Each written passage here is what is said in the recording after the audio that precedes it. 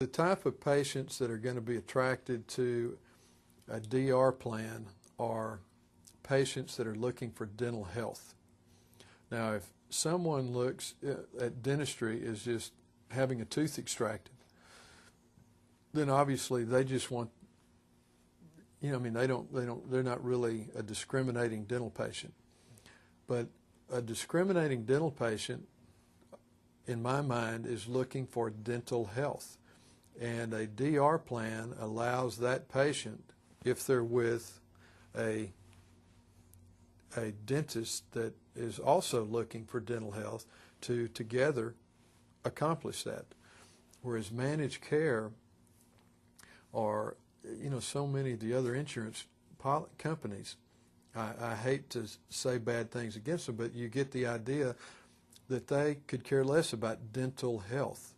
They're about selling insurance and paying as little as they possibly can. In other words, they're about their bottom line. As a dentist, I can either put my emotional energy into serving patients or dealing with insurance companies or other bureaucracies.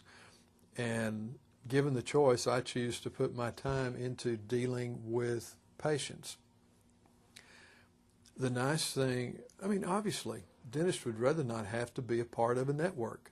Why would you want to be a part of a network? If you're a part of a network, all that means is that you're discounting your fees down enough to be a part of that network. It certainly does not mean that you're a better dentist than the dentists that aren't in the network. It means you have agreed to discount your fees down to that point. I had an interesting conversation years ago. One of the heads of one of the major medical dental insurance companies in the United States was a patient of mine.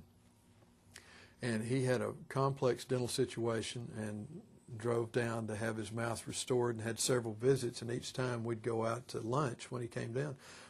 And I said, tell me how the reimbursement system works, when you've got a usual and customary or you've got HMO. He said, well, we just pay less than our competition.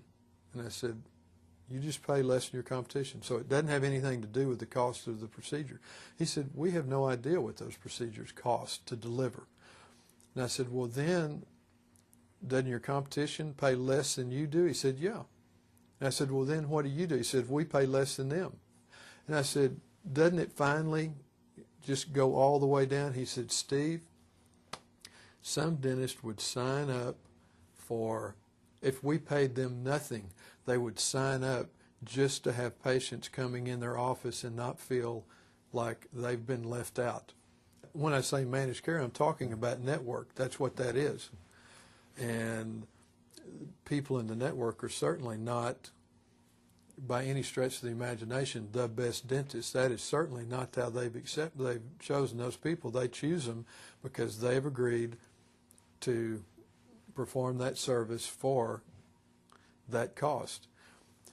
And I see so many dentists in my teaching center that are just burned out with that system, because what they tell me is that they're buying watermelons for $2 and trying to sell them, and then sell them for $1 and trying to make it up in volume.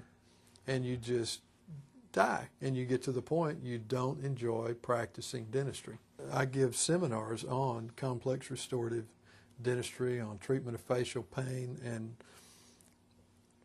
evidence-based dentistry is so obvious. Of course, the way we're treating patients should be based on studies, research, practical experience, longevity, and direct reimbursement goes hand in glove with that. Certainly, managed care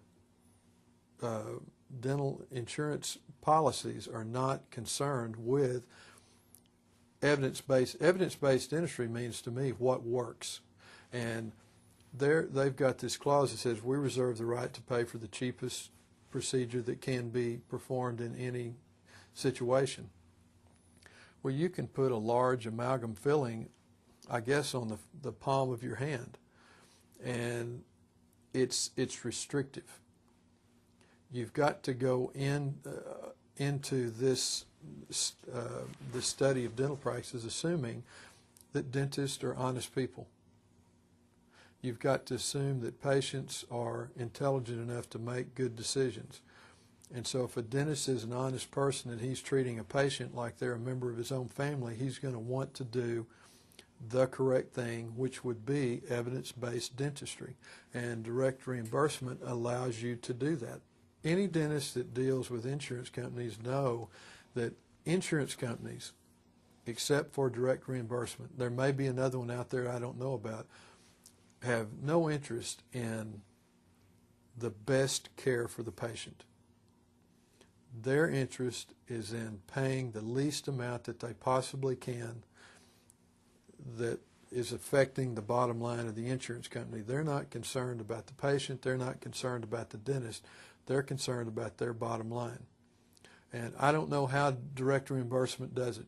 I don't know how they make it work like this. But I'm saying I have no vested interest in your company except the way it affects me and my patients, and that's such a positive way that I'm willing to sit here at 5:30 on a Tuesday afternoon and talk to you about this just because it's worth, I want other dentists to know that it's as good as claimed.